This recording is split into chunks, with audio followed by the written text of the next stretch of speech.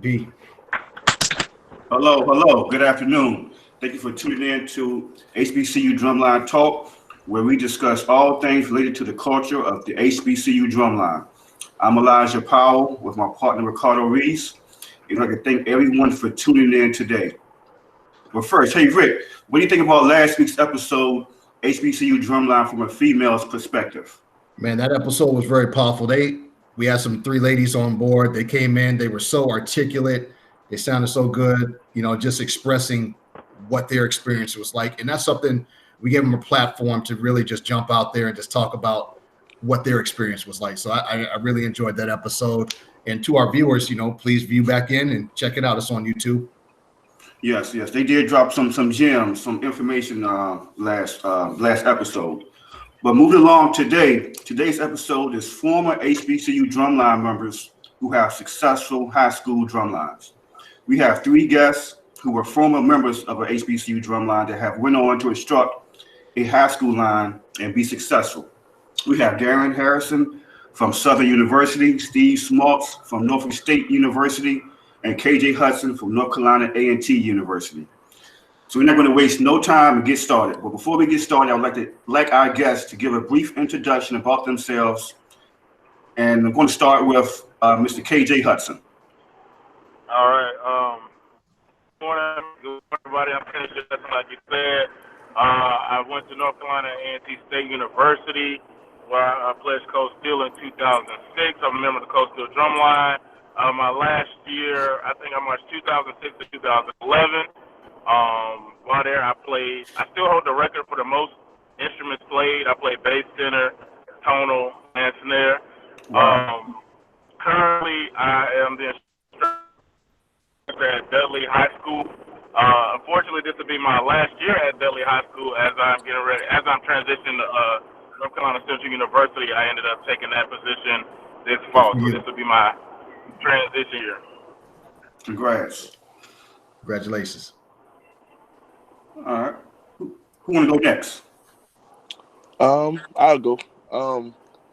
My name is Darren Harrison.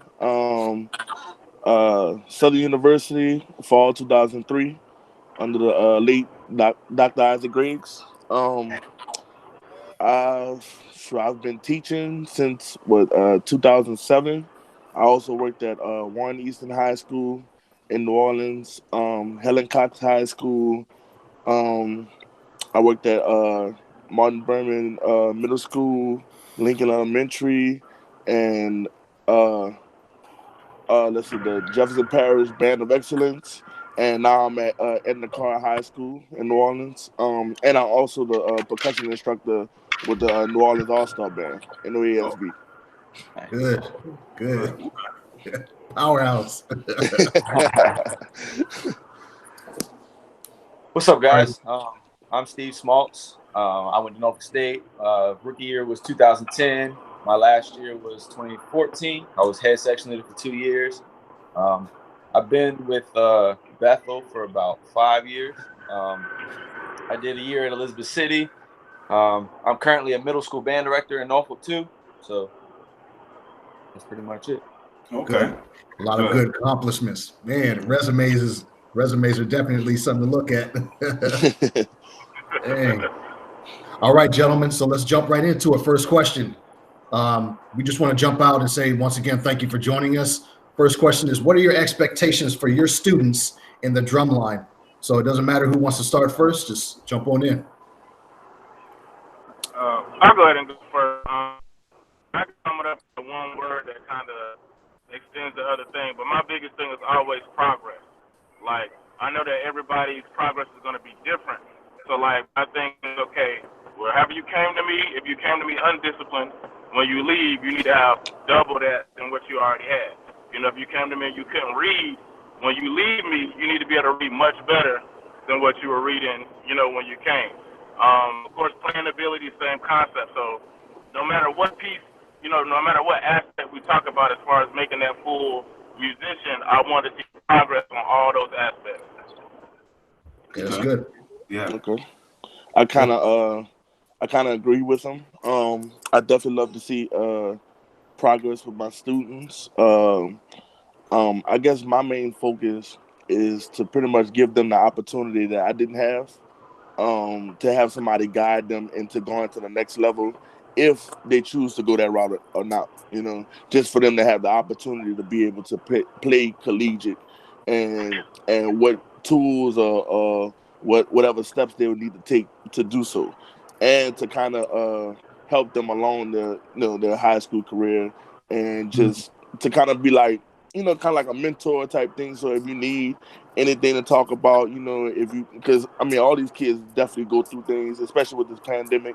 So it's kind of like a push in the right direction, just kind of like I don't know, like a force behind you, or some type of foundation. Just something I didn't have coming out of high school. Because when I went to Southern, man, I went audition. I didn't know what to do, what was going on. My instructor was Derek Hilliard, and he just said, "Man, let me see what you got." I didn't have no music. I didn't have nothing. I played for 2 minutes, just went off the meter, and after I finished playing, they just bust out laughing. But I mean, privileged enough, I still made the section because I was able to read, just at some of the school that I was at already. But I just want to give my students the foundation that I didn't have coming out of high school. It's good, man. That's good. Yeah, and I definitely agree with both of you guys, man. I like both of those approaches for real. When I think of expectations, the first thing that comes to my mind is academics. We have to make sure our students are being academic. It's like they say that phrase, student athlete. Well, I think of it as like student musician. It's not much different. You got to have the academics. I don't set no my own bar. I try to just go with the constant of the school is, or whatever the band director sets, so I don't ruffle no feathers. Have parents complaining, and then of course they need to be in good standing with the staff. First, the band staff, the band director, myself. If you marched with me before, or you marched or you were in middle school and you weren't a good student. Maybe this isn't the place for you, or maybe we just need to take note of that and start you in a strategic position in the band or in the drum line. And then the huge thing for me is just commitment. If you can commit, you can be there. It's rigorous. Bethel was doing well long before I was there, long before any of these students are there. And it's long had a culture of, practicing a lot, being on time, being, all the things that we're supposed to do on marching level. So off rip, if you can't commit, you can't be there 98% of the time, unless there's some real reasons you can't be.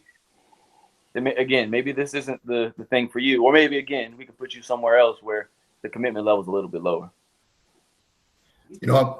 All three of you guys touched on some good points in regards to, being committed, I think is very important. But, the expectation factor of our students, what we expect from them, setting that bar high. We set the bar super high. That way, yes, if you do come in, you might not be strong when you come in, but I assure you when I assure you when you actually leave, you will be stronger than you came in. What you think about that, EP? Yes. They all touched on some good points. Yes. So going into question number 2, with me at Virginia State, we haven't been meeting up because of the COVID. Some schools has. So the kids, they haven't been motivated. Some just ready to get on their drum. When we be able to go back to school. I know with me, it's been kind of depressing because trying to do Zoom sessionals is not working with the sound, the audio, everything. Some schools have been able to do it through Zoom. But going to my next question, how do you keep your students motivated to practice during these difficult times? Anybody jump in? I don't know. Our situation is a little different down here. Because it's kind of like a blessing and a curse. Like, for one, without the pandemic, throughout the year, honestly, band is year round. And I'm talking about actually marching band is year round. We have football season, we have Mardi Gras, we have All-Star season, and in the midst of that, we still have concert seasons, ensembles, and things of that nature. So when the pandemic started, that's pretty much taking something that they're used to away from them. And the fact that it was away for so many months, when we finally started back practicing or doing anything with the band, they was ready to come back because they didn't realize or they took for granted what they've been doing, you know what I'm saying, for the last couple of years, or been doing, you know, pretty much their whole life for some of them kids. And once it was taken away, they didn't realize how much time that consumed, you know, and then they didn't realize how much they did love it or did miss it until it was taken away. So I don't know, our situation was a little different. They actually have been more committed than ever before, you know. Is that right? Yeah. So I mean, and right now, I mean, we're staying in the midst of our football season. So, you know, we still have COVID restrictions, but we still have been practicing, and we actually then went to our first game 2 weeks ago. Like, and we're in the playoffs. So just to be able to go to our first game, you know, that's giving them something to work toward. Like, all right, we outside now. Now we still got to keep working because we don't know the next time we're gonna be outside again. You know. Is that right? Okay. Yeah. Cool. Yeah, I can jump in. So, I'll be honest. I feel like you do, E. It's depressing. The city of Hampton, all the high schools did a virtual band camp, and that was great. You know, Bethel's a core style school, so there was a lot of things that they were able to do and break down through Zoom or through TikTok and different cameras and things like that. But like you said, it's still demoralizing. Same thing because I teach in middle school. It's demoralizing. But the students are resilient. I commend them. I pat them on the back all the time for just entertaining the idea. I personally have a hard time giving them a strong workload or a lot of virtual assignments. I've always done that stuff in the off season, you know, submit videos and do this assignment, play this thing, play that. But right now with it's like, I mean, I've been asked this several times, what are we practicing for? And I'm just like, I feel you because there's kind of some other bigger things to be worried about in the world right now. So I just encourage them when they do play, when I see them post something on Instagram or when I see them shoot me a video or even just talk in the chat, I'm just being positive, being sensitive to their time and to what is going on in the world because the drumline is just kind of a small thing on the grand scheme of things right now. So just encourage, positive, because the world just needs more of that right now. Yep. All right. I kind of got lucky a little bit. I kind of like a mixture of both of y'all's scenarios because we started off on Zoom, but I knew that we were going to move into in-person. So I kind of used that as a way to kind of, keep them motivated. But then also I used the Zoom aspect to kind of attack everything cognitively. So like I kind of, even though technically it's not really a score study, I tried to make it seem like, okay, well, the way I'm approaching y'all getting this music is the same way you would in grad school. Now, of course, it's not the same level of what I had to do in grad school, but, I tried to make it seem like they were doing more than what they really were when we were, like, breaking down the music and all that stuff, so that kind of helped out. But also, I kind of got lucky also with Dudley, like, I kind of already got a culture in place where they know I'm going to always find a way for us to do something. So, it was like that expectation. And then with the new kids, they kind of they got in where they fit in with that. So then, of course, once we get to in-person, that makes it much easier because even if we're not doing a performance, I built the culture of like, we're going to play our drums and we like to play our drums. You know what I'm saying? Mm-hmm. And so that piece is just enough. You know what I mean?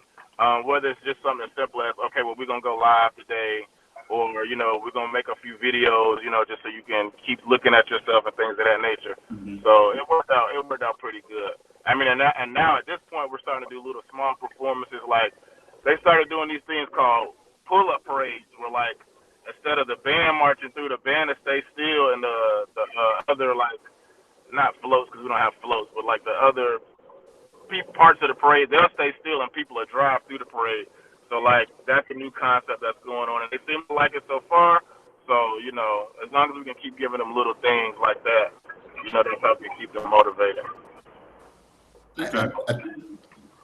I think with all three of you guys, with everybody on the call, I commend everybody on the call for, staying motivated and being innovative as well.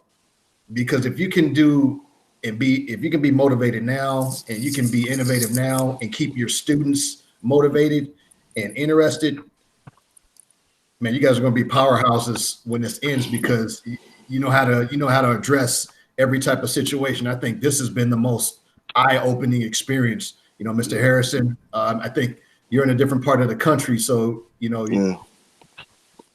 from what I can hear, from what you're saying, man, you guys are going to keep it rolling no matter what's going on down there. You guys are going to keep it. For now, we could keep going for right now, because like we was in like phase 3 or whatever. Yeah. Now we just getting to phase 2. So after this Christmas break, I don't know what's gonna happen. Okay. You know, like I said, our first game was literally a playoff game, so it was 2 weeks ago. You know. So before then, I mean, we still had the same restrictions. We started off with small ensemble practices, like just F horns and baritones, or just tubas, or just the snare drummers. You know, like small practices like that. So it took us maybe like a month or a month and a half to actually get to like full practices. And the only reason that happened is because our CEO of our charter system wanted us to go to the game. That is the only reason. Yeah, I just wanted to say thank you guys. I mean, I think most importantly is, you guys are motivated.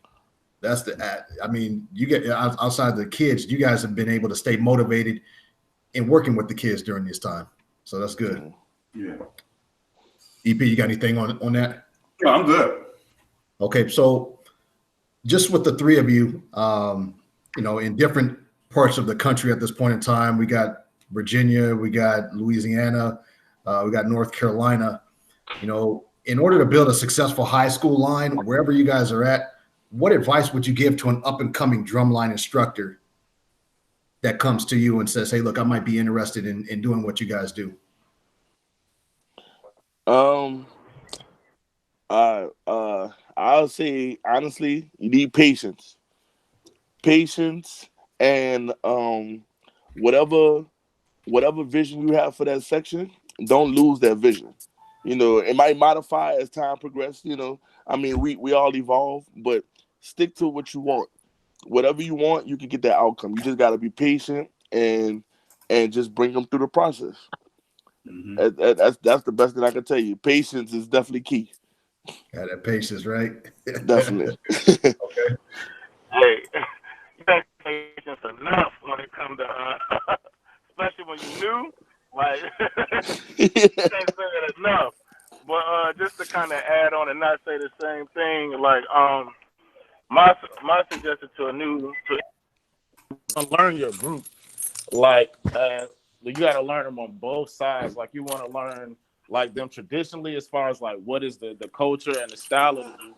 But you also need to learn your kids, like, because you may realize that the kids that you have may need some sort of modification of the style. And I use myself as an example. Like when I came into Dudley and I looked at the nature of the kids that I had, I said, this style that we're doing, we can adjust it a little bit to fit them. You know what I'm saying? And so it'll sell the right way. Now, the one mistake I did make, which is what I would share with a young instructor, is to be gradual with that change. Like when you have a vision, like you can't expect it. You can't make all the adjustments for on day one. You want to like slowly do what's called a gradual release to kind of like build up to it, because that'll make it work a lot better. And then my last thing I would say to a new instructor is to make sure you kind of get yourself a system. Like find a system that works with your teaching style. Like you're not going to be able to teach the same way that the instructor came before you, because number one, y'all not the same person, and then number two, y'all don't have the same experience. So you got to find a teaching style that you can relate to your kids much easier, and then build upon that. Mm-hmm. Yeah, I agree. Yeah, that's good. That's good. I think Steve, I don't know if he's paused out. I'm about to say, I don't know if he is, but to add on to that, what I was about to say, I would also, man, I just lost it. It's okay. I don't know. I of course, patience, of course, but they have to buy into what you're doing as well. Like the kids have to trust the process that you're bringing them through, and that's why I definitely agree with the gradually implementing what you want to implement. But it's just like, I don't know, this generation is like a entitled generation. So if they feel like you don't have their best interest at heart, they're not gonna be receptive to what you're saying.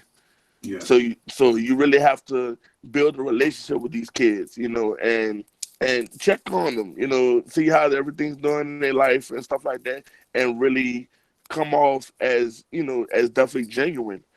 Which, I mean, most of the time, us percussion instructors, we have to be genuine, because, I mean, it's not like the greatest paying job, so we're definitely doing it for the love of the kids and to see them be able to grow and do more things that we ever envisioned, So once they trust in your process, then everything is going to start to go smoother. And honestly, you're going to be able to do more things, and you can implement some things that they want to do. Always be receptive to new ideas and to suggestions, and I don't know, just have their best interest at heart. Okay, go ahead, Steve. My bad. Sorry, guys, I got booted out again. Yeah. The first thing in Virginia I think about when for young people that are trying to instruct is be professional. You see so many guys walking around, they come in there with their tracksuit on, and they just they think they're the shoe-in because they know how to play drums. And that's just not always the case. And I think that's a stipulation that, I think that's the word I'm looking for. It's a stereotype for us percussion guys to kind of, be in the back of the band room and be a little, promiscuous sometimes. And we want to break that down, because we want to make sure that we're coming in professional and we look the part and we, we talk the part and know what we're doing, and then really work on those relationships. I could not do, or Bethel could not ever be successful without Mr. Lancaster, the band director. Without him understanding that he might need a little help with the drum line, without him understanding that we need rehearsal time, without him understanding that we need buses, we need this X, Y, and Z equipment, this stuff isn't possible. So you have to really assess the situation that you're walking into and understand that every situation is way different. Every band director has a different vision, and your job is as a coach. You're just the helper at the end of the day. Like my man was saying, like, we don't get paid like crazy, so we have to really be able to communicate our vision, what we want to do in that professional and knowledgeable way. And then we can really get into the meat of things. And I wholeheartedly agree with everything they're saying about creating mentoring students, working with them. I always tell my students, I understand that you might not go to college. You don't got to go to Norfolk State if you don't want to. Explore the opportunity that's available of potential scholarships so that you may not have, extreme amounts of debt going in college or leaving college and things of those natures. So I just like kind of like that previous question we said, make sure they leave us better than we found them. Right. Hold on, Rick. Yeah, Steve, to piggyback off yours and what you said in the beginning about being professional and stuff. Like, a lot of college instructors who just there because I can play, I'm cool, so I'm going to be the instructor rather than, actually teaching them and doing what you're supposed to be doing. But like I said, just don't be the instructor because, I'm going to be cool. I'm going to, I'm be whatever, do it because, you want to do it, not because it's a cool position to take, right. And he touched on something, and you kind of touched on it again too. Like, everybody that can play can't always teach. Yes. And yes. Sometimes, like, when you meet a new instructor, like, sometimes you got to break that down to them. Like, okay, like, yeah, you played it and you modeled it, which is cool, but like, how did you break it down? Mm-hmm. Like, and if you don't have that know-how to do that and pass it on, then really you're a performer. You're not an educator. And there's nothing wrong with that. Everybody doesn't have to be an educator. Yeah. Like, actually, what I've learned is a lot of times the worst playing percussionists normally be some of the better teachers because they understand what it's like to not catch on. You know what I'm saying? Whereas somebody who can play real good, they can't fathom why you can't understand it. So they have no other way to break down what we're playing because they've always just been able to catch it or read it on the first or second go. Mm-hmm. That's good. Mm-hmm. I think this is my go-to phrase, and I've used this in the previous episodes. I would probably tell any drumline instructor who's interested in doing a drumline, please do your homework about what you want to do. Playing the drums with the kids, that's going to be the last thing on a long list of things that you need to do beforehand. Get to know the kids, get to know the environment, get to know the kids' environment, where they come from. Everybody doesn't come from, you're not going to walk into this pristine situation where, you got an all-star drum line. That I assure you. So a lot of times you're building up. A lot of times you may have 7 people in the drum line, 8 people. Patience. I think Mr. Harrison said, the one thing, just have that patience. Do you have what it takes to see the process through? Definitely. Do you have what it takes to actually, and be honest with yourself? Hey, yeah, I started it. I tested it. It's not for me. Be honest and say, hey, look, I got to step back. Yeah. If it's not something that you can do. Right. Yeah. So that was really good. I mean, you guys, said some really good things to someone who will listen to this later and say, look, I may want to think about being a percussion instructor, or you may have students that say, hey, Mr. Harrison, hey, Mr. Smalts, I want to do what you do. Mm-hmm. So it's a lot of work that goes into it, but you can do it. All right, so going to question number 4, going to that question. So I've been in different groups on Facebook, percussion groups, talking with different people, and they have expressed, I guess, issues far as in their program, far as I guess funding issues or having a good feeder program. So what do you think are some challenges high school lines face that you might not have faced as an instructor, or you may have to face some challenges? But I'll go first on this one because and I didn't say this in my introduction, but I started off in middle school, so I had a middle school drum line, and when I took Dudley, even though that middle school wasn't a direct feeder, you could kind of sort of like pick what school you wanted to go to. So like once I got to Dudley, all my middle school kids, they just followed me over there. So I kind of got blessed. I didn't have to worry about recruitment within reason, because I know for a fact that if let's say I got 10 8th graders, I might get about 3 to 5 of them, to come to Dudley. But also, like, for somebody who does have a problem with recruitment, like, visibility is important. So like, go visit these kids. Like, and this is something I'm doing with my central kids. Now I'm saying, hey, if we need to pull up on some of these high schools, so then that if they see us enough, they'll want to be around us. I mean, it's something as simple as that you'd be surprised. Just like, for example, like when I was at T, we got an influx of the Greensboro kids at one point in time because we was always visiting them. You know what I'm saying? And that plays a big part. I'm gonna just stop right there on that.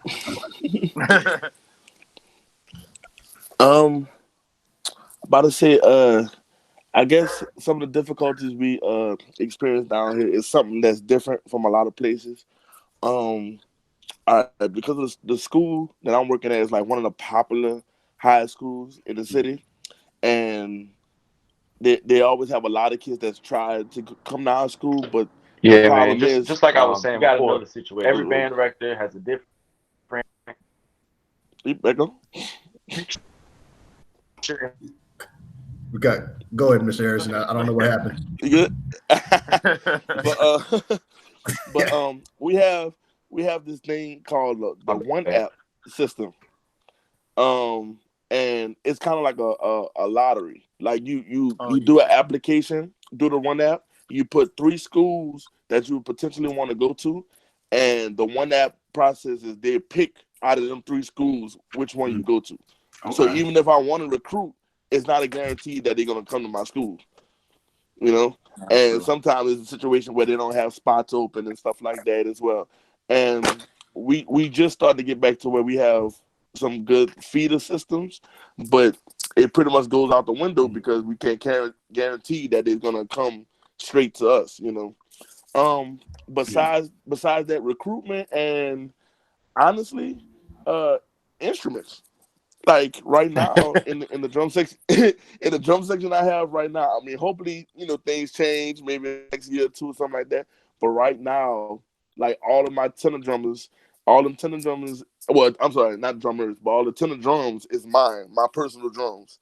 Is that right? And yeah, and shoot, at least maybe about 4 or 5 of the bass drums is mine as well. You know what I'm saying? Yeah. So it's like I had to, really scrap up and try to supply that, because when I got to Edna Karr, the tenor drums that they had was like old snare drums, like old CDs, and the sound wouldn't even leave out the drum. Wow. So I I had to get creative and just try to work with something and try to see what we could do until we get some better instruments. Yo, I feel you, because my first year at Dudley was just like that, man. I came in and they had a whole bunch of like shells and stuff, and I was like, we could have way more instruments than what we had. So I spent a majority of my first year repairing instruments.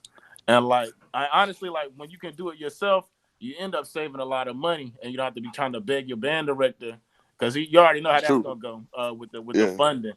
And since we talking about it, and like doing your own repairs definitely helps. Or providing your own stuff, like you said, like, because like the quints that we got are mine. A few of the snares are mine. The basses are between me and my homeboy. Well, not all of them, but a few of them. Either I built it or rebuilt it, or it was something that somebody donated off of the strength of GP or whatever. But then also, like, and I found this out.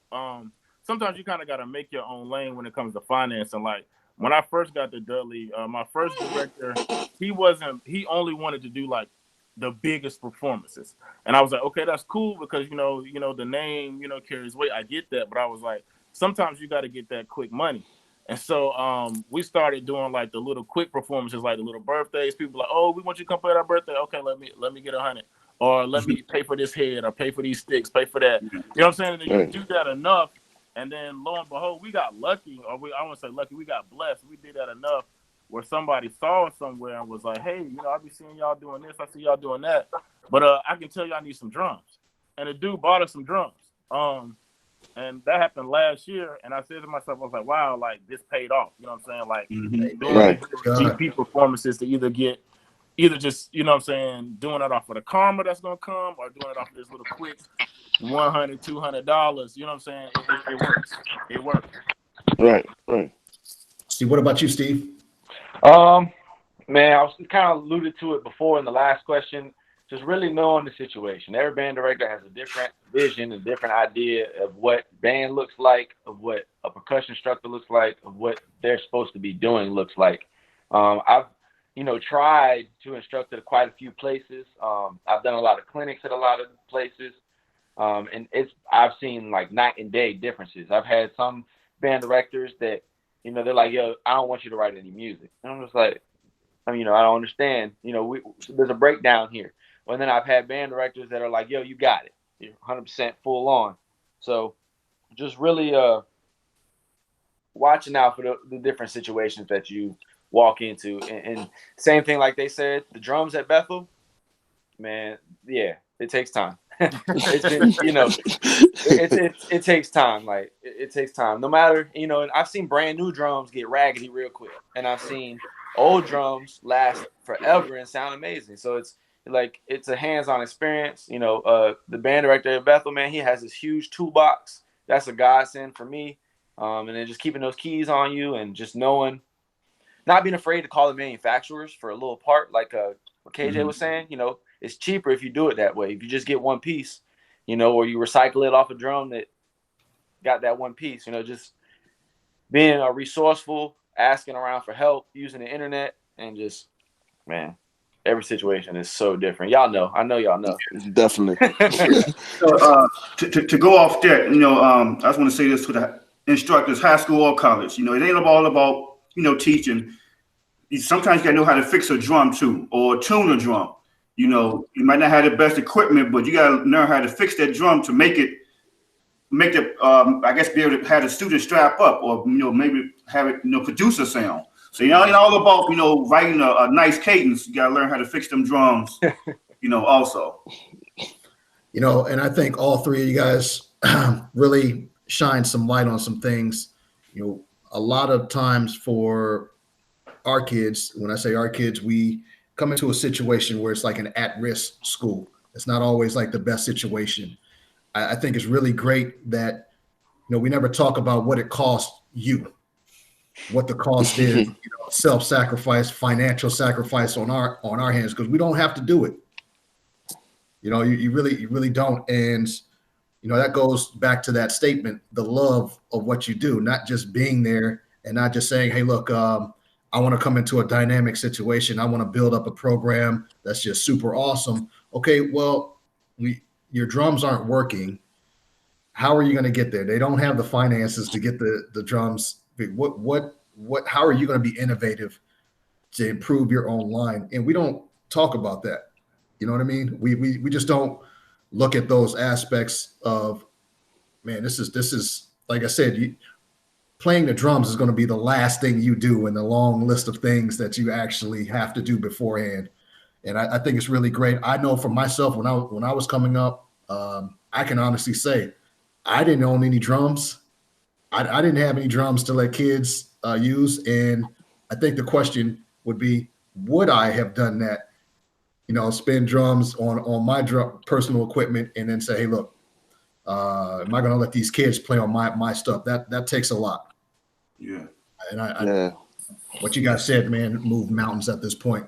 So piggybacking on what we've already talked about, and this is a good question, just give an example of how you personally instruct your drum line. And when I say that, what type of warm-ups do you do? What type of things do you keep, to challenge your kids playing wise? Do you use any material? What do you use? Things like that. All right, I'll go first on this one. So, I kind of use the same system every year, because it's like I try to do things sequentially. So, like from the beginning, it don't matter how good you are. At the very beginning of the season, we're going over just basic rhythms and rudiments, like nothing else. It don't matter if you are the nicest person on my line. You have to go through that, and we're gonna do this for about a week, 2 weeks. It just depends on how the new folk kind of adjust. And the reason I do that is because I look at it like this: like your rudiments and your rhythms are like your ABCs. You know what I'm saying? So I can't ask you to start saying words if you don't know your ABCs. Like if you don't know your sounds, how am I going to ask you to start saying a sentence? You know what I mean? And then also because you have that reference point, no matter what I teach you, it's going to revolve around those basic rhythms and rudiments that you got to learn in the beginning. Now, I will admit, my snares got some extra to learn more than my tenors and basses may, but still it's the same concept. And so I relate everything back. So then after that, we move into straight warm-ups because it's like I want to focus on just technique. You know what I'm saying? And that technique, what you're playing to go over your technique relates back to what we had already taught with the rhythms and the rudiments. So then once we get done with the warm-ups, I go into marching cadences, and I'm only doing marching cadences. The reason I do marching cadences is because marching cadences is where you get your what I call your small victories. And then also on top of that, that's where you really learn your style, like because it's an easier cadence and you really get to feel it more. You know what I'm saying? So that's the place where I really take the time to make sure you learn your style. Because with Dudley, like look is very important. Like the way we look, the way we vibe, the presence we got, you gotta have it. And if you don't have it, I can't do nothing for you, but get it to you. You know what I'm saying? So I take that time to make sure you get it. And so then I won't move on to punches until at least a majority of the marching cadence book is learned. And our book is kind of long. Our book is kind of long because I remember the last time I had my kids run cadences, I was like, dang, y'all played like 30 minutes straight and y'all ain't repeat. I was like, goodness gracious. And so then we'll go into the punches because in my opinion, the punches and your show cadences are where you blend your style and your technique. You know what I'm saying? You take it to that next level. So I try to go in that sequence every year. And it's been working so far. So, if it ain't broke, don't fix it. Of course, I'm going to improve on it, like the way that I, the pedagogical sense I go about it. But that's just my main, my main flow. Okay. Yeah, I'm kind of similar as well. That first week or two during band camp. First of all, we have drum camp before band camp even start, and we kind of doing the same thing. I'll start off with anybody that's new to the section, it'll be just us and my section leaders. So we'll be working on rudiments. We'll be working on form. We'll be working. We'll kind of work on some of the warm ups just to kind of give them a feel of playing with the rest of the section. But I tend to kind of do that before my upperclassmen come. Before the horses come. Yeah. And and just to kind of give them that feel like, look, everything is a process. You know what I'm saying? I know y'all nervous because y'all don't know who about to be around y'all and stuff like that. And we kind of ease your way into it. And I kind of just talk to them like I kind of see if they kind of nervous or timid or whatever. And I talk to them almost every practice like, man, look, it's gonna get easier. I know you got a million thoughts going through your head. That's how it's supposed to be. You're a first year member of this band. That's what it is. But the one thing I love to see is progress. Everybody's not gonna progress the same way. So you got to cater to each and every student. But as long as they're progressing, we're going in the right direction. Having that patience, right? Definitely. Yeah. Yeah. And I do all similar things that you guys do. At Bethel, I think of drumline in 2 different seasons. Because we're a core style band, we run a pit in the fall. So we have a smaller section on the line. Sometimes it's all the upperclassmen. Sometimes it's a mix because we're trying to, develop students. And the best way to develop a student is to have them on a drum. And then when they go to the stands, then some of the pit kids come back in what we call the full drum line. So we got multiple kind of ensembles going on. Most of them overlap, but it gets funny when you're changing instrumentation, the number of bass drums you have, and things like that. So in the fall is, you got new people, or a lot more new people at least.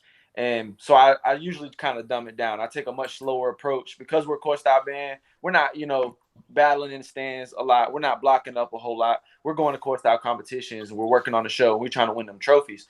So I asked myself, okay, where's the line at, and what do I want them to be really good at, and not trying to do too much at one time. If it's a young line, if I just want them to literally be good at diddles, inner beats, and accents, and just that's basically it, then that's what we're going to do for the fall. But that's going to set a crazy foundation. So then we go into like December. I usually give them that month off, and then we start doing virtual assignments. And we really start pushing, start teaching new stuff, start getting into hybrids, start getting into the good stuff. And then we have our drumline season. Sometimes we'll add a few of like the exceptional students from the band, if we need to fill a drum or fill a spot, because, we always – recruitment at Bethel is tough sometimes. We're not getting a whole lot of middle schoolers. But same thing. But we get the warm-up sequence changes in the fall or in the springtime. In the springtime, if there's a concept, there's a warm-up for it. And honestly, I have to kind of stop myself sometimes because, man, the warm-up book be just as long as the cadence book. And I'm like, oh, man, we got to perform on Saturday. Like, what's going on? So, and then I try to find the blend. Like our cadence book, and I'm sure y'all probably do this too. Our cadence book, like including the marching stuff, starts easy and gets harder, and it gets harder, just like the warm-ups do. So I try to balance it. We might do a warm-up, and then, okay, now we're ready for these 2 cadences because those warm-ups cover what's in those cadences. Yeah. And now we can move on because y'all know how it is when we have to perform. Band camp, we've been in band for a week, so it's a performance out of nowhere, and you got to be ready. So, it's a lot. Like we keep going back to, it's a lot that goes into the planning and into the strategy of each line because the students are always different. Yeah. Yeah. Speaking of strategy, because we talked about like the generalness of like our overall, I guess like concept, but like I really didn't talk about like the actual way like we run a practice. And so like I've gotten lucky that the school. Like I'm able to do like dual coding at the same time. So like, and what I mean by that is like, the school we got these projector boards. So like I can pull up the music, on the class on the projector board like we in a regular class, and like we can break through it like measure by measure in real time. You know what I'm saying? Not like me having to like pass it out and all that stuff. Like we can all look at it. Then, like I said, we can listen to it at the same time. Because what I also do to kind of help, which goes back to the dual coding method, is like my finale file I screen recorded. So then that way when I'm like after I've already kind of broke it down, they still got that reference point. Because of course, kids are only going to remember about 10% of what you teach them in that day. I mean, that's a pedagogical what's the word theory already. So you got to have something to kind of get something back into their working memory. So I just wanted to kind of touch on that, and then also like I like my teaching style. I always make my teaching style reflect the persona of the group. So, for example, like Dudley is known to be very aggressive. So my teaching style is going to be very aggressive. Like when you come to my practices, a lot of times you're going to hear me say, welcome to Dudley, because I'm going to have them doing something that they didn't think they was going to do. Like, for example, kids that come in new, they think they're going to sit their drums down. And I'd be like, oh, no, we don't do that over here. You're going to have that thing on the whole time. Welcome to, and then the same way y'all laughing, that's the same way the old heads going to be laughing. They be like, oh, yeah, welcome to Dudley. Like, that's what we going to do. Or they be like, oh, yeah, we're going to take a break after this. And it was like, oh, no, like, we're going to play continuously. Like, of course, like when I'm teaching, like, that's different because you got to stop, clean, stop, clean, stop, clean, stop, clean. But even with that, like, your hands are going to be moving a good 90% of the practice time, because it's like, one thing I know about most of our kids is they're kinesthetic learners.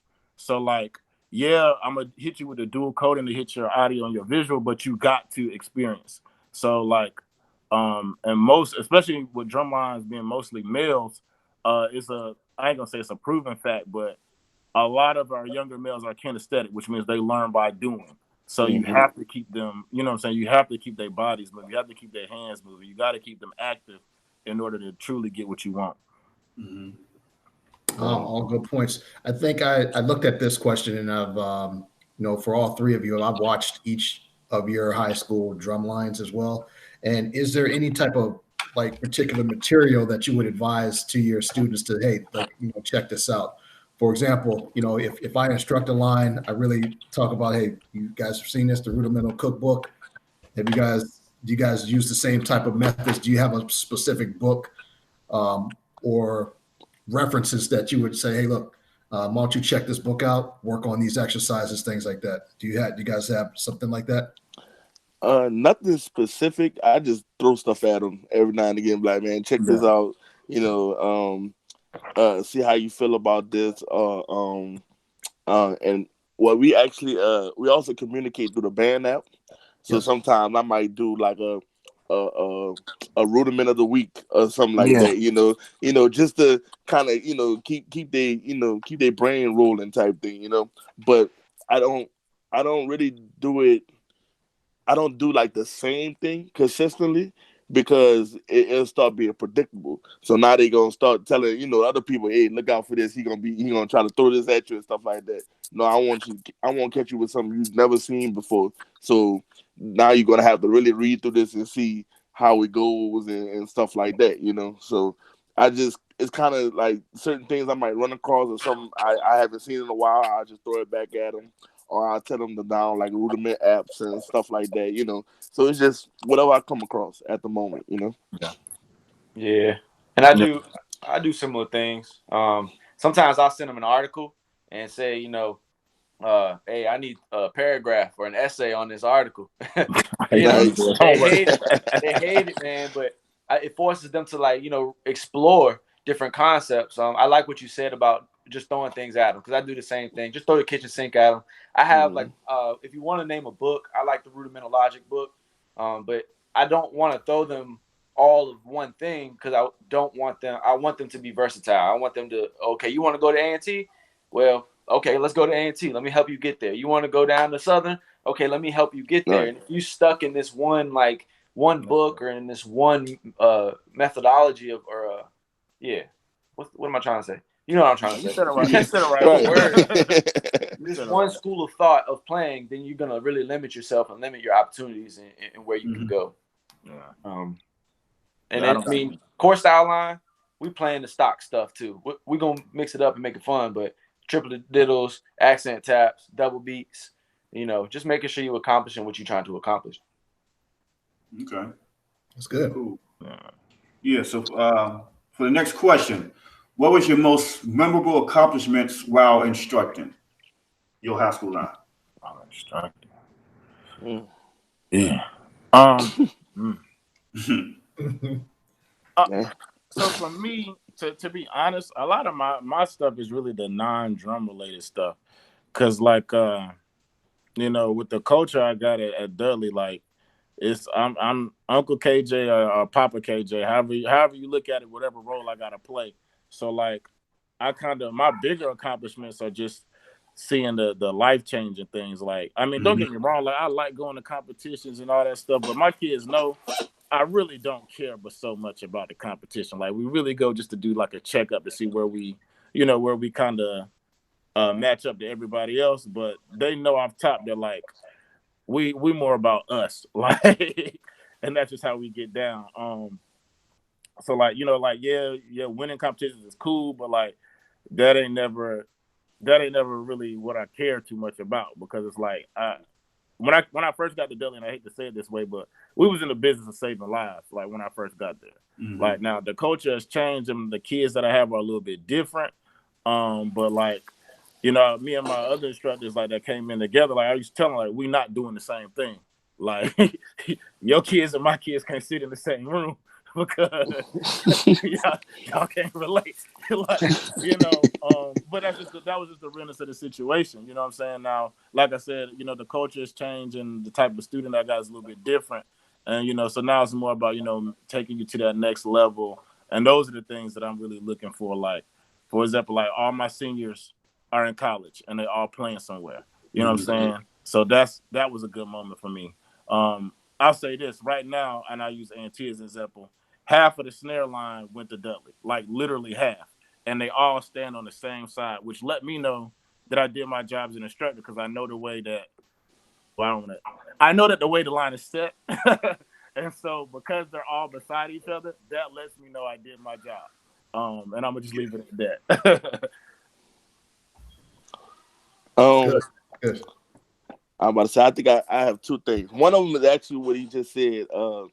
I guess to see like my old students at different colleges and it's like when you go to like a battle of the bands, and let's say 3 of the colleges that my kids are there, that little group picture at the end with everybody in their different uniforms, that's just, I don't know, that does something to me, Yeah. Besides that, man, my first year at the high school I'm at now, of course, I'm trying to get my kids out there. I'm trying to change their mindset. I'm trying to get them in more of a aggressive type of tone type thing. So my first year, I started throwing them in that water. We started blocking up almost every game at halftime, And mind you, my first section, individually they was good, but they was trash. They was terrible. But it was a big line, so it looks kind of intimidating, So I was already in the mindset of, I know, little things I'm trying to work on, whatever. But I got to get them to the mindset of, all right, if we got something coming up, we need to get ready. We don't need to be lax. We don't need to be missing practice. None of that. We don't know what's about to happen in this performance, so we need to practice to get ready for whatever's about to happen. So when I started going on the track, like almost every game or every time we seen somebody, that started making our city kind of better, because now they expecting like, all right, these dudes gonna go on the track. Now we got to make a decision if we gonna go down there or not. You know what I'm saying? So I started seeing like a little difference percussion wise in the city, because we always had a good foundation, but like for a couple of years before I got back to high school, it was kind of dead. Like nothing was happening. Nobody was doing clinics, battles, competitions, anything. Like it was kind of stagnant. So when I got back to high school, I was like, I'm gonna make it a point to shake it up a little bit, just to kind of to see the city grow. And that's kind of how I started having like a real functional all-star band section, because they saw I was doing it. And now the kids all over the city started gravitating to, I guess what I was trying to do, and even the instructors as well. So I don't know. That was one of my biggest accomplishments, because I feel like I had some type of hand in making the percussion, in the city a little bit better, or at least more competitive. If that makes putting sense. your stamp on it, right? You're putting your stamp on it. Yeah, definitely. And I definitely, Mr. Harrison, I see, especially with you guys, man. You guys have had some quite a few good battles there. Just Yeah. and it's like you said, it's good to put your stamp on what you do. Same thing. Some of the other guys was talking about, just really. I think it goes back to what we were saying. Playing the drums is the last thing that we're going to do. If you see your kids going out to college or being successful wherever you have done your job. Definitely. And I think a good point that was a lot of times we're put in these positions where you got to be Uncle such and such, Papa such and such. We're in the business of saving lives. That comes first. Then the drumming is the last thing. It just, man, there's just so much that you guys are saying right now that somebody who's interested in being a drumline instructor would really take these nuggets and, do their homework, write down, hey, is this something that's really for me? Mm-hmm. Definitely. Yep. Hey, Steve, did you chime in on that? Man, you guys said it all. That's exactly what it is. Seeing your students go on and do good things, regardless of whether you play or not. I think last year, I don't think I had anybody go play. And I had a couple seniors graduate, but they're all going to college. They're all studying the things they're going to do. Matter of fact, they're studying some tough stuff like nursing, like physics, man, some hard stuff, at some schools. And then, just the skills that you learn in the percussion section or in the band in general, the discipline, the being on time, the being professional, how to persevere and see things through, how to learn a new skill or, retain new information. I know we played a part in that, like you said, or they go on to just do like y'all keep saying, man, they go on to doing great things. And it's just, I have a couple students that are like old enough to drink now. And now we can really they're my friends now, right. As opposed to, you watch them grow up, there's nothing better than that. Yeah. That's good. Man, I'm sorry, kind of piggyback off that, man. It's definitely a relationship that's built because like my first section leader as far as teaching, my first section leader on snare, actually the section leader over the whole drum section, like he cuts my hair now. So like as an adult, you know what I'm saying? Like I still have them times where, man, they'll come up to me talking about old stuff. I'll see them in the street. They'll be like, man, tell my partner we used to be good. You know what I'm saying? Stuff like that, So I definitely understand that. And another thing I definitely want to say is, as far as with my students, I kind of get them into the mindset of this is almost like a job as well. You know what I'm saying? Like you have to learn how to balance, what you want to do and what you need to do. You know what I'm saying? Like balance you going to practice and you doing your schoolwork. You know what I'm saying? I'm like, I kind of tell them, get over this hump now. Like this, I believe in their lessons put in your life so you can learn it, so you could kind of be prepared for something greater that's going to happen in the future. So learn how to balance these different things you're trying to do now. So when you get to college, it's not going to be like a fluster type thing. You know what I'm saying? Cover yourself now while you still have a great area to where we're lenient. You know what I'm saying? Like we understand that this is something new for you. You're trying to balance band. Maybe if you're an athlete as well, you're trying to balance that, schoolwork, everything. Standardized testing and all that. So I guess try to face it head on first right now, and so you could kind of get that under your belt and get used to it. So when it happens on a greater scale, you'll be a little bit more prepared. Yeah, I tell my kids at state, same thing. You're not going to just be late to your job. You're not going to just miss your job. Yes. Practice, let somebody know, look, I'm running late. I can't come today. Got you just like a job, Communicate. Yes. Communicate. I think my greatest, one of the things that one of my most memorable accomplishments while instructing any type of line, high school line, is getting the kids to buy in. And when I say getting the kids to buy in to your concepts is, we all marched at HBCU college. We all come from a specific background. If you're going into a new situation where the kids are pretty much like ADLA, WGA, core style type situation, that buy-in is so important because they're expecting certain things. And it goes back to that original question, what are our expectations? Mm-hmm. We work with the kids. I'm always good on feedback. And I always tell my kids, hey, look, this is the direction that we're going in, and this is the direction that we want to move. If you have any input, by all means, it's an open book. Everybody has some input. So I think that was one of my most memorable accomplishments, just getting the kids to buy into something new. Yeah. Definitely. Yep. That's good. So next question here, for all three of you guys, and I always like to ask this question to anybody any instructor that I run across. How did you come across the opportunity to instruct your specific high school line?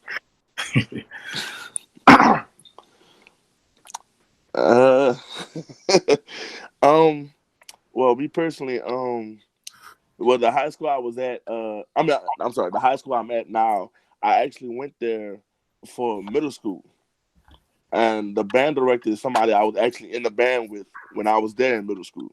So I would always go check on them before I started working on them, make sure they was all right, because they had a couple of years where they didn't have no instructor at all. So, and I still kind of knew some of being that I was working at a middle school as well, I knew some of the kids in the section.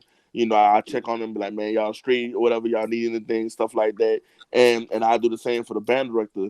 So one of my goals was definitely to teach somewhere that I went to school. So when that opportunity, presented itself, I just talked to the band director, like, man, if you need some help, if you need somebody to come on, just let me know. Because I mean, if there's any time to do it, it's right now, So and I know he definitely needed that help. That was a lot of stress off of him because he didn't have nobody, to be over the drummers. So I don't know, it just kind of worked out like that. Good. All right, I'll go. Mine was kind of interesting the way I ended up at Dudley. So, like I said earlier, I started off with ACOC Middle School, and I was with them for like a year. Yeah, no, only 1 year before I went to Dudley. And my homeboy Keon, I actually marched with Keon. Y'all might know Keon Galloway. Yeah. He was my captain. He was my captain when I came in as a freshman at A&T. He was getting ready to leave. I forgot where Keon was going. Oh no, he was gonna take the job at Livingstone or something. Some college. Don't get me the line, because this was a while ago. Because dang, I've been at Dudley since 2013. And so we was at practice one day, and he just pulled me to the side and was like, "Hey, bro, I see what you're doing at ACOC." He was like, "You already sending the kids from ACOC, you know what I'm saying? You should just slide over to the Dudley." He was like, "I mean, the kids know you because either you taught them at ACOC, or, when I was in school, I would come around," which go back to what I was saying about recruitment earlier. Like, I would come around Dudley and just, fool with them, see what they got going on. So he was like, "This would be an easy switch." So I was like, "All right, cool, yeah, I'll do it. I mean, I can balance both. It shouldn't be, shouldn't be too hard." And then at the current band director was my frat brother, actually my charter member for KK Psi. So it was just an easy, It was just an easy slide in because everybody already kind of knew who I was. So they were like, "Yeah, let's just make this thing happen." So that's how that worked out. Okay. For me, it just timing worked out. So the current instructor at Norfolk State is Sean Hall. He went to Bethel, and then instructed at Bethel for a while. And then he was in the military, so he moved away. Frank was done marching, so Frank went and taught at Bethel. When I was in school, I came from Kings Fork, so I would go home in the spring to work with Kings Fork. I would help out at Highland Springs. I would help out all over the place, but I didn't want to commit while I was in the section because I didn't feel right just being there in the springtime. But I would still, offer my services for free, and just to get my own resume and experience up. And then Frank took over MD, and I was actually at Booker T at the time. But when I was at Booker T, that band director, he left. And I tried to stay. And I just, me and the guy that came in, we just agreed to disagree. And then just the timing worked out. So I was just like, okay, perfect, and then again, I just have to always shout out Mr. Lancaster, because Bethel can't be Bethel without Mr. Lancaster allowing, people to do what they need to do. So many band directors just be in the way. I'm just gonna be honest. Ooh. No shade. No band shade, directors are in the way sometimes, right? Yeah, I mean, and I understand why, but But just having that good relationship with the band director and just an understanding, man, he's phenomenal. We're a great team, man. So I just can't. So it was Frank and it was Mr. Lancaster. It just worked out. Okay. Well, that's good. Here's a little jewel at this point in time. I'm gonna drop a little jewel here. I know the high schools that you guys are instructing. Are you guys really dropping jewels and say, hey, look, you might want to look at Southern. I think you might want to look at Southern. Right? I think you really might want to look at Norfolk State or, A&T. You're really looking good to go to A&T. I think you really want to do. You guys drop little jewels like that? Yeah. So I know me personally, like I really would like to have kids at like all different places. Now, of course, naturally, because naturally kids are gonna want to go, to the place with a person they, feel like had their best interest at heart. You know what I'm saying? Just like I got a kid that he actually was at Dudley for a year, and then he left. But I remember his comment in his interview because he had won PASIC, and we had asked him. They was like, you could go anywhere you want to go. Like, why you want to come to A&T? And his response was, well, all my instructors have always been cold steel. He was like, and all of them have always had my best interest of heart. Like, so why would I not want to be, be a part of that? And that speaks volumes because it's like you naturally sometimes can't get away from it. But me personally, like I try to push them to go other places. You know what I'm saying? So like I got a kid at Central. Even before I even knew I was coming to Central, I had a kid at Central. I got kids at Fayetteville State. I've been trying to get some kids to go to Jackson because I took them to the camp, and I think and they did really well. Calvin, the instructor at Jackson, really liked the kids. He was like, "Yeah, I would love to have some of them." So hopefully one or two of them will go. I know two of them were interested. And also because like there is a sprinkle of Jackson style into what Dudley does currently. So like. It would just be good for, it would be good on everybody's side to actually have somebody there to actually learn it a little bit. And so when they come back, they can be like, okay, well, there's since we're doing some of the stuff like this, let's kind of make it look like this. You know what I mean? So, yeah. I have go ahead. Go ahead, Mr. Harrison. No, I was pretty much gonna say, I don't know.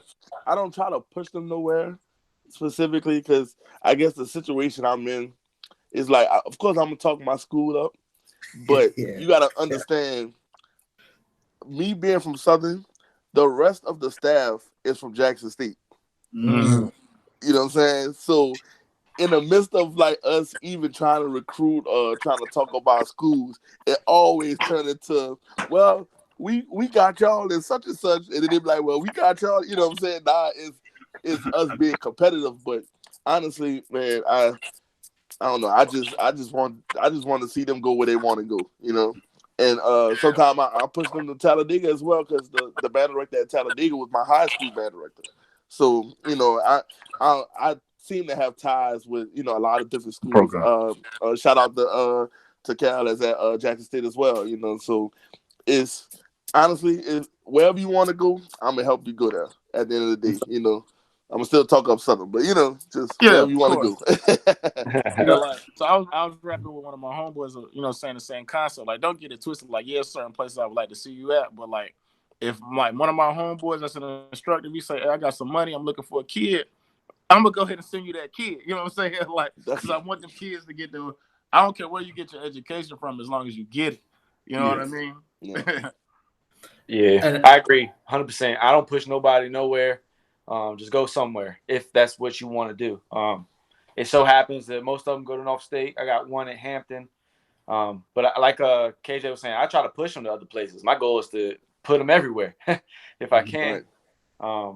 And then you hit on a good thing too, was that, just it's about the connection that you have to places. If I'm tied into certain places, then I might be able to help you get a little bit more money. Or that person may think higher of you to get that spot in that drum line because, that's just where we're tied in better. So it works out better for that student. It's sometimes a better opportunity for a student to stay in state, financially. Then go all the way across the country. If you can do that, I'm all with it. But, let's be smart here. If you want to go to North State just to play drums, but Hampton got the better, program and they'll give you money too, let's be smart. Right. Well, I asked that question for the fact that, hey, subconsciously, if I'm constantly wearing a VSU T-shirt or VSU paraphernalia every day, subconsciously, I'm putting that in your head. Not to say, hey, look, come check on Virginia State, come see about it first, and like, I'll go back to do your homework, come see about it, see if it's a fit for you. I would love to see kids going to Virginia State. I really would. It might not be the fit for you, but check it out. Yeah. Or here it is at Southern. You might have a kid coming, or you might have a kid at Edna Karr to say, man, I really want to go to Southern, but he's surrounded by the staff is Jackson State. But it's that one person that, has that, hey, man, I went to Southern. I'm going to just tell you what it is. I went there. All respect due to other folks, but I can only talk about where I went. Right. Exactly. And I think things are a little bit different right now with the advent of social media. You can see everybody whenever you want to.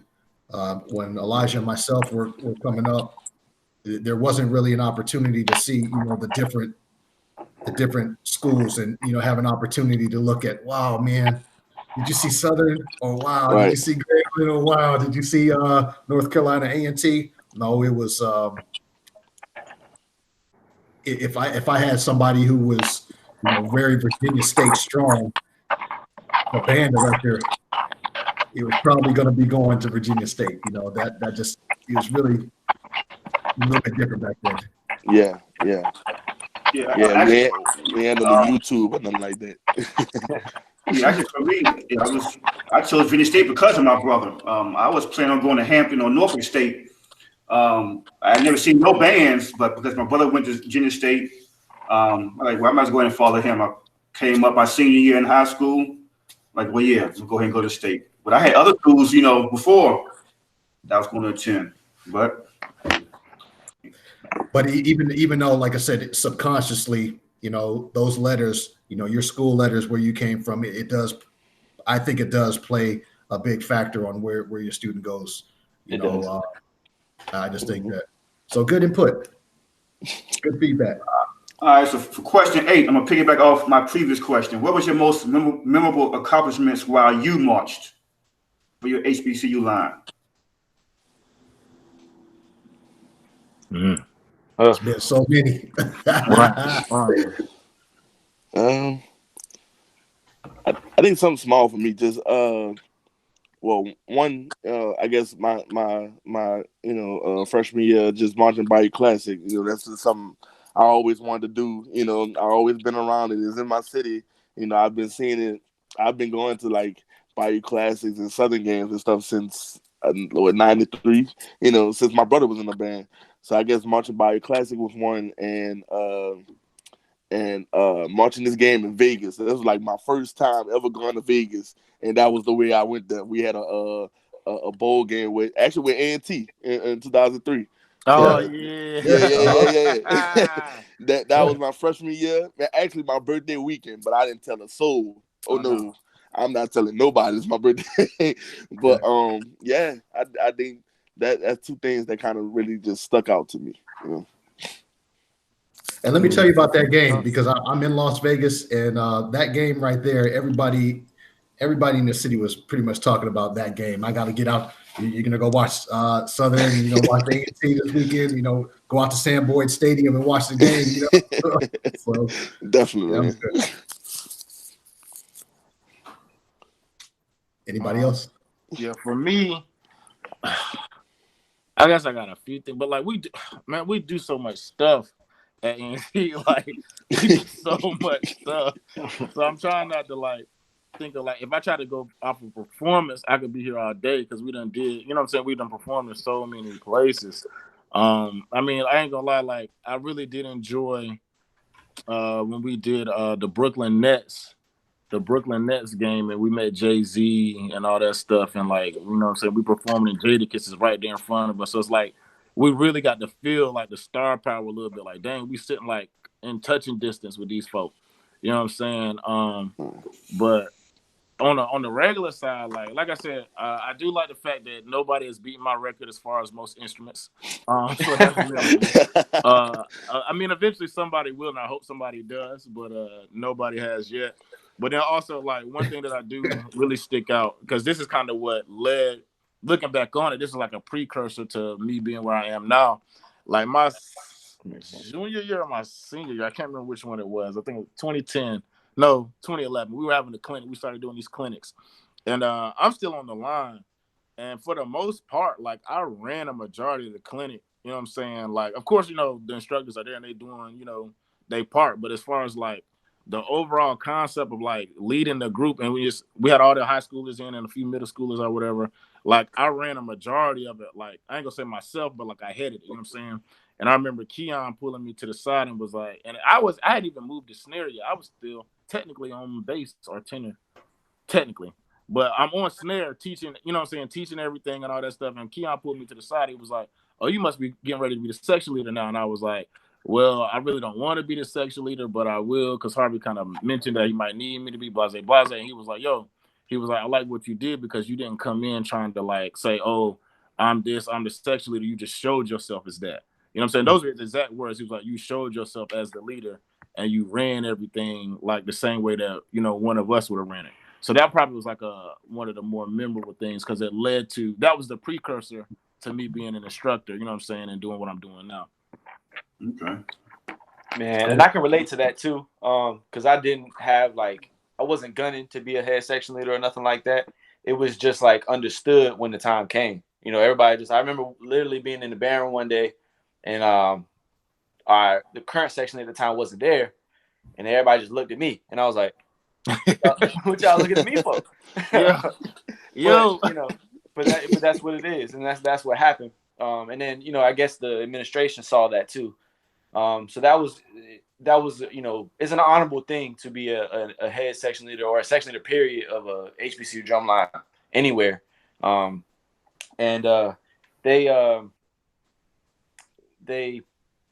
Those years that I was section leader was the struggle years in the Legion. It wasn't like I hoped it would been. When you get to your last year, in the section leader, you hoping the band banging. It's big. It's we got all the trips lined up. No, those were the years we was going through some hard times, and we was really kind of just holding it together. I'm pretty proud of what we were able to do, me and the guys, of just kind of holding it down so that it can survive for a later time. And the last thing I think, if it came to a performance, man, that Midnight Story performance, man, there's nothing like it. Nothing like it. I wish they could have played back, but locking up on Cookman through the gate was pretty. All right, that was my sophomore year, so that was cool. Yeah. Nice. Hey, Nice. When you started talking, oh, go ahead. Yeah, I think just piggybacking on what everyone's saying, my most memorable time marching, it was 99, and that year it was just Jordan-esque. It was just, we were hard to beat that year. I mean, it was just, everything came together. It was just like a dynasty almost. I mean, you had some heavy hitters on that line, and it just, Virginia State as a whole that year, it was hard to beat us that year. It was Jordan. It was just Jordan-esque. It was Bulls. It was like almost a dynasty that year. It was just amazing, hands down. I think that whole marching year is just unreal. Yeah. Hey, when Steve was talking, it kind of reminded me of a little quick story when he said the part about, something just naturally happened and everybody looked at me. So like with Cold Steel, like it's we're very particular about who we let call the cadences, like when we performing or whatever. Well, one time I was still on bass. I was on first, I think. Yeah, I was on first at this time. And somehow, I don't know what happened in this performance where we ended up like reversed. And so like we're marching out or whatever. And I realized, oh shoot, ain't no snares in it, because only the snares or the captain will call the cadence. And so like everybody's like, oh shoot, what are we gonna do? We're just gonna keep looping the same cadence over and over again. And I was like, without even thinking, I was like, well shoot, I'm gonna just call the cadences. And everybody just fell in line because it was me. They was like, oh, okay, KJ got it. And so my homeboy put me to the side. I think it was one of my LBs. He was like, yo, and in the history of Cold Steel, I've never seen the bass drummer call the cadence for the remainder of a group. Like, but I mean, it's just little stuff like that. You know what I'm saying? Good. Yeah, I can say for me, when I marched 2000, I don't know if y'all remember, but it was something we called it was all CIAA band, where all the schools had different, I guess, the best players from each school, and I was, I was fortunate to be the, I guess, the student percussion instructor for all of the CIAA drumline as a student. So I think that was one of my most memorable moments where I marched. Okay, good. Yeah. It's all good feedback. So next question. So, what school besides your school that you marched for, pretty much influenced your teaching style? And there's a two-part question to this. The second part to that, was there anyone that you looked up to that helped you mold you as an instructor? Honestly, it's pretty much the drum instructors I've been under. Mainly percussion instructors in New Orleans. So Derek Hilliard, who was at Southern from I want to say maybe like 92, 93, all the way to 2005. And was also LLI drum instructor. Sean Ruffin, who's the drum instructor at St. Augustine High School down here, and was also at Talladega College as well. And this guy David Wallace, he was my instructor at St. Aug the year I did go there. So them three guys, very influential on, I guess, like their style of teachers. I just kind of picked up on what all three was doing, and I picked up on them implementing stuff that they wanted to do and things of that nature. And I don't know, I just paid attention a lot. And I also want to shout out Herb, that's percussion instructor at Southwest DeKalb in Atlanta. So I went did Drumline 2, and I stayed with her while I was out there for that summer. So I picked up on a lot of different things he was doing, and I was able to network with a lot of people out there. So I don't know, it was just paying attention to a lot of people. I just pick up certain things as I go, Okay. Yeah, I'll say the same thing. It's just that it's a big melting pot. You got Mr. Bethel, Norfolk State, Frank, Sean Hall. I had an instructor in high school who marched Blue Devils. And I watched from afar. I'm a fan. I've been watching Virginia State for years. I've been watching. I'm a YouTube fiend. Y'all probably remember the Marching Network and all that stuff. Yeah, yeah, Jerome. Yeah. And if y'all was like me, y'all was probably listening for the times when like the instructor was talking, or like you heard the band director talking, and you try to get those little gems. And I like watching the core stuff too, man. There's a lot of good stuff on YouTube now with like Roger Carter talking, Colin McNutt talking, Tom Hannum talking. So just being open to all styles. And then I guess it's like same thing when it comes to influencing like my teaching style and my drumline. Like I like a little bit of everybody, and I can have an appreciation for everybody in some way. And if I can take the best from everything, then we're gonna be working with something. Definitely. So for me, I'm gonna do the second question first. As far as like influences, typical, of course, like your band directors and instructors are gonna be your natural influences. Like for example, my high school band director and my middle school band director, they both came from core style. So the way I address fundamentals is strictly straight from them. You know what I mean? Then of course I get to college, I got Ron, and he adds the whole like visionary aspect and the psychological piece to when you're addressing like the way you want your line to run. So like I picked up on a lot of that. But then Dr. Ruff, as far as like the organization, like I had to take some of that because the way he organizes stuff and the way he makes provisions for the group is like unmatched. Now I don't have all the things that he has to do that, but at least I can model it so that I know when I get to the level that he's at, to provide the same things that he provides, provide the same experiences. I already got a mindset on how to do that. But then once I actually started instructing, I do have to especially when I started riding. There's this guy named Arian Land, a guy from South Carolina, real good drummer, real good composer. Definitely he kind of influenced some of my riding style a little bit. Because he came in and did a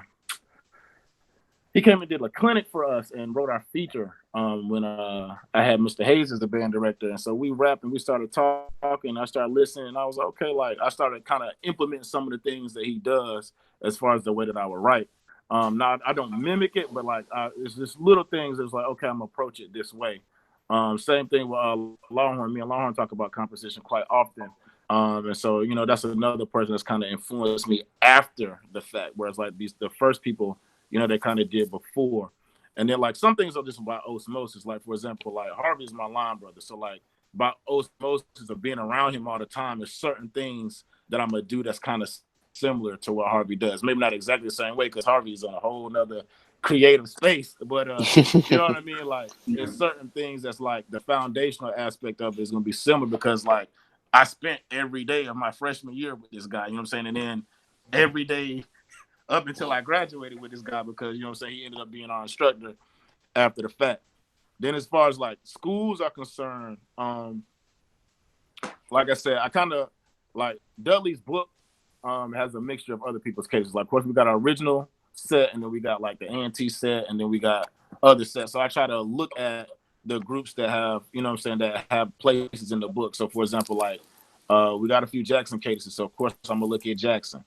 We got a few South Carolina State cases. I'm going to look at them. Alabama State, we got a whole Alabama State sequence. So, of course, I'm going to look at them to make sure that, yeah, we playing it the way that Dudley's going to play it, but at least it's reflective of, you know, paying homage to that original person, that original group.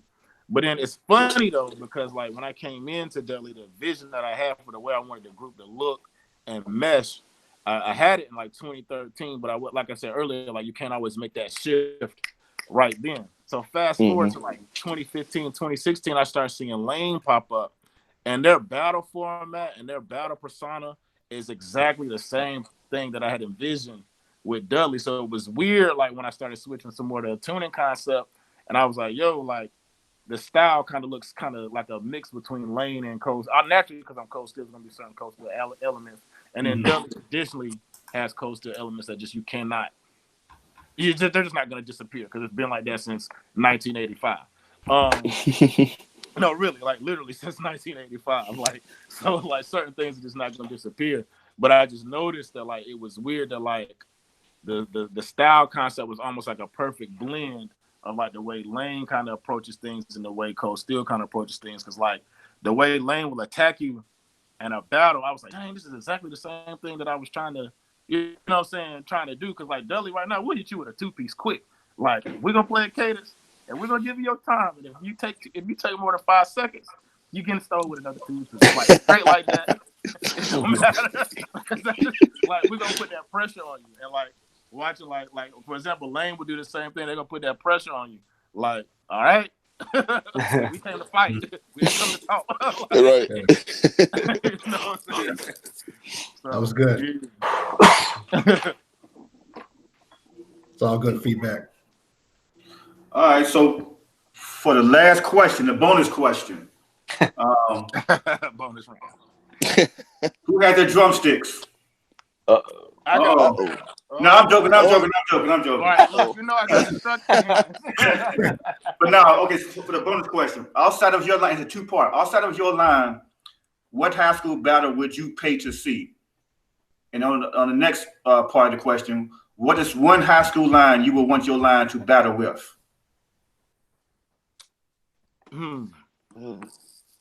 High school lines. I wouldn't mind seeing.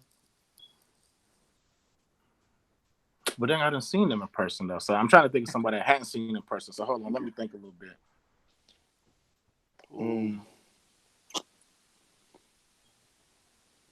Well, I can give you one part first. I always wanted Dudley to battle Whitehaven. We never got a chance to battle Whitehaven. Well, we had a slight chance, and it just didn't work out the way it could have worked out. And ironically, at one point in time, and it's funny that you're on here, I did want Dudley to battle Bethel because we were so different. And it would be interesting because the groups were so different. So we just to see how people will respond to that. You know what I'm saying? Yeah. Because for most of the battles I've seen with Bethel, like it's groups that's kind of, I don't want to say the same because every group is different, but like in that same ballpark. You know what I'm saying? I've never seen Bethel in front of a group that kind of has like swag elements to them. You know what I'm saying? And I hate to say swag because we are, you know what I'm saying? But you get what I'm getting at. We understand. Yeah. Because you're all right. When the Professional Connection see this, they're gonna be like, "What is swag?" But anyway, you know what I'm saying? So I always wanted to see that. But then, going back to Whitehaven, like they approach and they persona is very similar to some of the stuff that I like. So that would be like a testing mark. Be like, okay, like you can't be big and bad, you know what I'm saying, hitting people with two pieces if you don't fight somebody else that's gonna hit you with a two piece. You know what I'm saying? Right. So like that's why, you know what I'm saying, those were probably the two groups that I would have wanted to get in front of at certain times of, you know what I'm saying, certain points in my life. I still gotta think about that other question, that first question. But I agree. Even though I've seen Whitehaven a couple times, that like them battles definitely helped my section because they're not used to seeing honestly a section of that caliber or that in your face, So like each time we battle, it's like they grew more and more comfortable with it. So I think that the high school I would like to see again. And I guess because we never really had like a good battle the first time, and that's when I was first at Karr, Pine Bluff High. Them and maybe them, Fairleigh, and Jim Hill.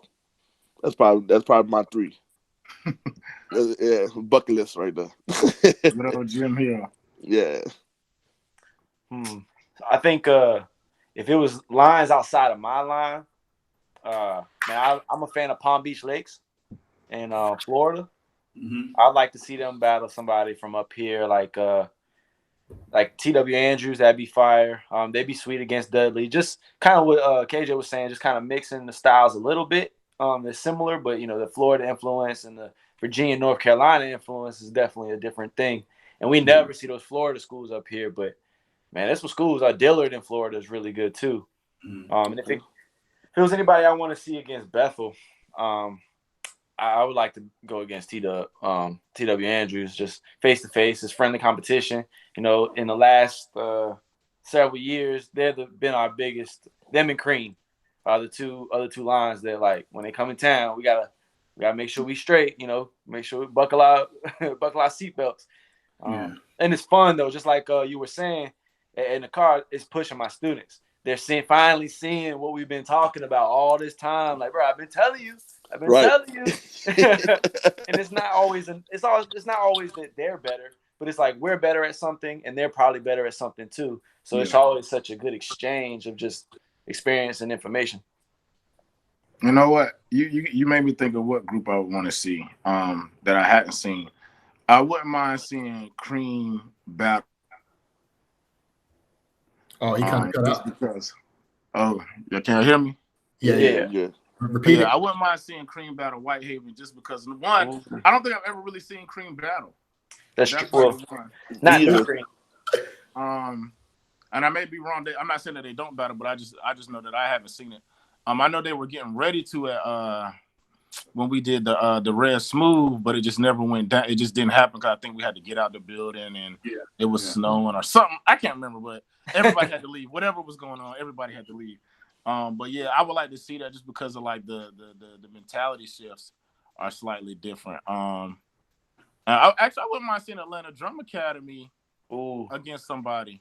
Because like one thing I like to do is I like to see people outside of their element. So for example, like Cream and Atlanta Drum Academy, they're real heavy on the performance aspect. So it's like, I want to see how you would do against somebody that's real heavy on the battle aspect. Because like the same way that you might be able to, and I use my group as an example, like there have been groups that you'll beat us in a competition, but when you get in front of us, it's not the same. It's not the same. It's a totally different ball game. And so like, and so it's just good to see that. And then also like on the same vein, like I would like to see like, okay, well, how a school that's real good battle wise, how would they do? Like, let's say like Whitehaven or Money Mills or one of them came to like the Red Smooth Classic, like how would they be received? You know what I'm saying? Right. Because like that's not always their, you know what I'm saying? That's not always what they're mainly doing. And then also being in a totally different environment where it's different, you know what I'm saying? Just, I would like to see stuff like that. Right. Okay. Yeah. Cool. Oh, and Fairleigh. You talked about Fairleigh. I love the way they tune their drums. Like they snares be like perfect. Like I'd be like, yo, did you I don't know what that man is doing. But I remember I heard them in person, and I was like, yo, the clarity they getting, it was just unreal. Like it was like I don't know what he was doing, but he had them things perfect. Like I love the way they tune. I agree, man. I agree. I'm gonna chime in, and I think I would pay for what high school battle would I pay to go and see. You know, we have 3 gentlemen on the cast right now that I wouldn't even mind seeing all 3 of you guys in high school, because it's 3 different concepts, conceptual sounds. You know, I think I would add another 4th one in there. I really Stephen F. Austin out of Texas. Ooh. You know, if you've seen their high school drumline, I think that would be a good battle to kind of watch, just all 4 of you guys in your high school lines. And the one thing is for fun. This is all for fun. A lot of be eye-opening as well, because it's 3 different concepts, 4 different concepts that we're dealing with. Those are schools that I would pay for. Yeah, I'm with you, Rick. I would pay to see all 3 of these guys' lines, you know, in one gym or football field or whatever. Yeah, it would be dope.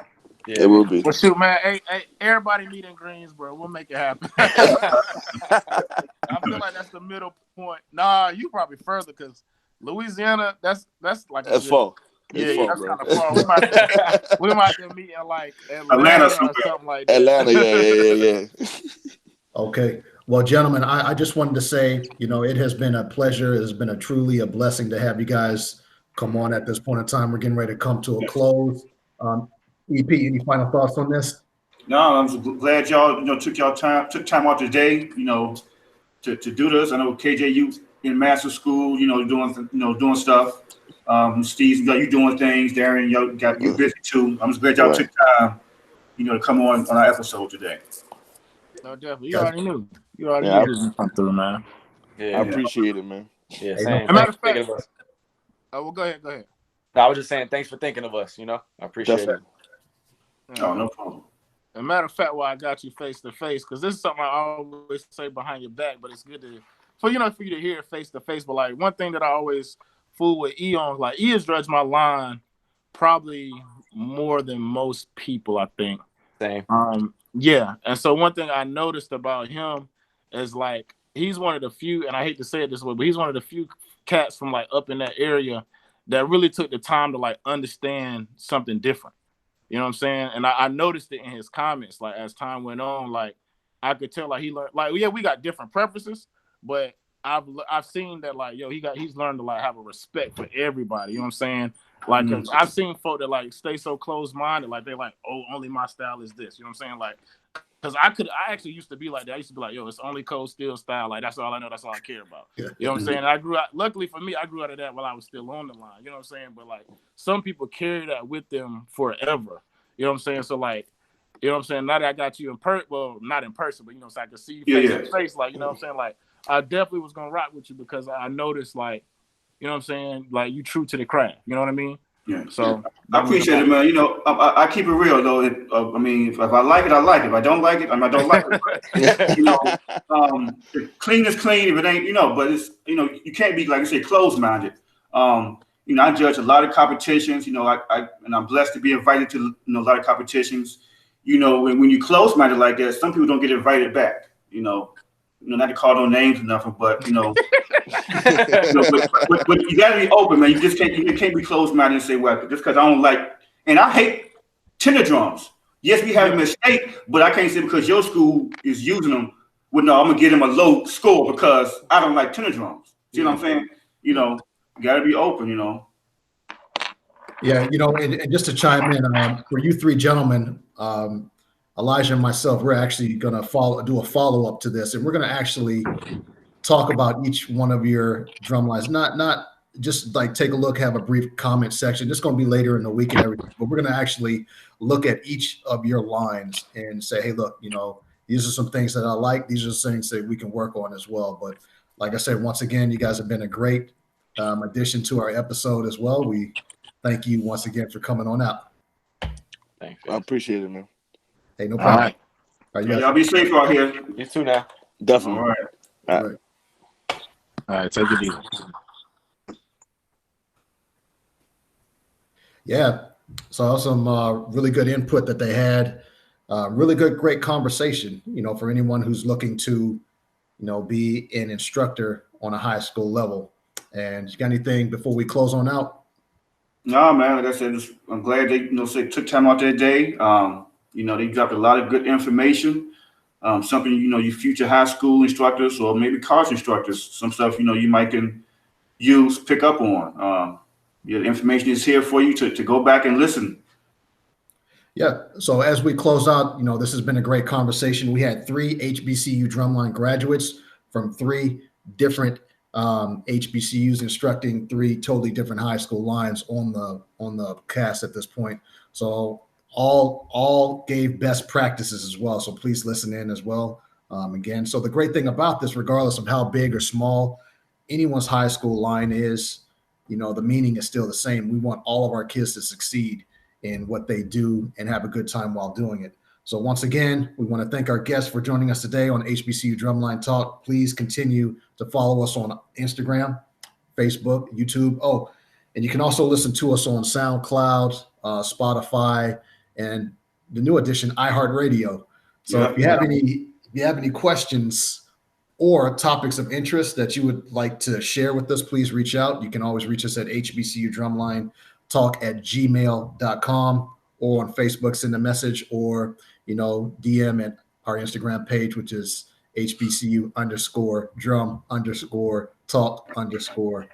And on our behalf of HBCU Drumline Talk, we want to wish everyone a safe and happy holiday. Stay tuned for our next episode, which is coming up shortly. You guys be safe out there. Peace.